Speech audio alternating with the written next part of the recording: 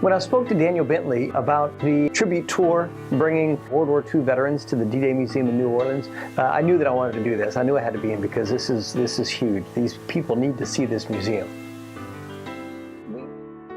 The first display we went to was the home front display. One thing that I did make sure to do was to take notice of the other veterans and to see their reactions to some of the things in the museum. And the further they went into the museum, the more active they got and the more lively they became. And you can see that it was bringing back some memories. And some of these, let's face it, they're old men. We'd call them old men. Some of these old men were 18 years old again and 20 years old again. You could see it in their faces that they were just reliving it. And some of the stories they would tell, they would talk about their friends they made, and their faces would light up. And every now and then when we get to a story that probably didn't have the ending that we would want to hear, and his voice would just kind of trail off. So you know that the emotion was showing. They were still feeling it after all these years. While touring the museum, I had the opportunity to meet many of the World War II veterans, one of which was Dr. Kenneth LaFleur. I was 18 and I joined the aviation cadets. I wanted to be a P-51 pilot, and I ended up at the wrong end of the airplane, tail gunner. What was my job? Try to shoot down a few zeros and stay out of trouble. When Dr. LaFleur and I walked into the Boeing building, which is where they house the aircraft, of course, he saw that B-17 bomber and his face kind of lit up. And he said, that's almost like the one I used to fly on. He was a tail gunner for a B-24.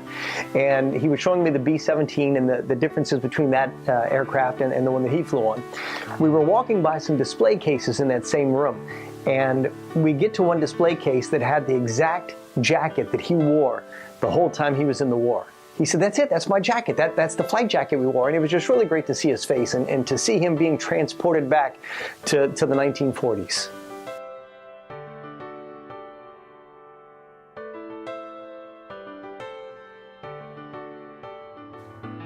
I would have to say one of the highlights of visiting the D-Day Museum is the movie. It's called Beyond All Boundaries. Experiencing the movie, seeing actual footage and feeling the tanks as they go rumbling by you and getting the bursts of light from the bombs going off, it's fascinating to think that this is kind of what it was like. And then to sit back and look around you and see all of these gentlemen, of course the greatest generation that ever lived, and to think, wait a minute, this is their story. They were there. They experienced this in person. It's just a very moving experience. And in my lifetime, I don't know that I will ever accomplish anything even remotely close to what these men and women did during World War II.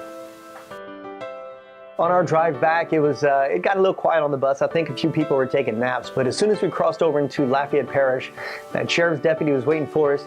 He escorted us all the way back to the American Legion Post 69 on Surrey Street. And once we got to the Vermilion River, one of the veterans said, look at the cars.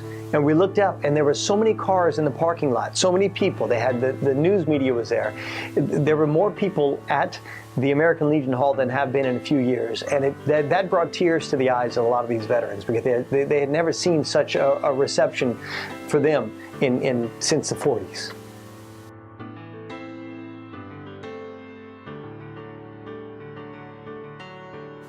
The D-Day Museum in New Orleans is a great place to bring kids to learn about history. It's a great place to bring family members to maybe learn about what their family members went through. It's definitely a great place to bring World War II veterans, and we need to bring the rest of them. Big thing about this tribute tour is what they want to do is they want to bring all of the Acadiana area World War II veterans to see the D-Day Museum in New Orleans. They want it to be free of charge to the veterans.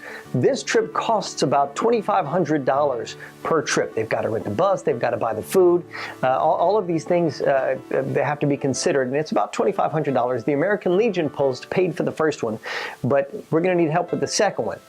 Scheduled in February, I believe, of 2015, they want to put on another one. What they need is they need names of World War II veterans in Acadiana.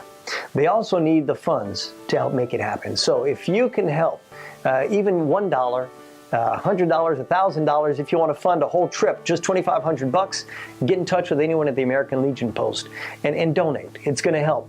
And we want to make certain that these World War II veterans get to see the museum that basically they helped build.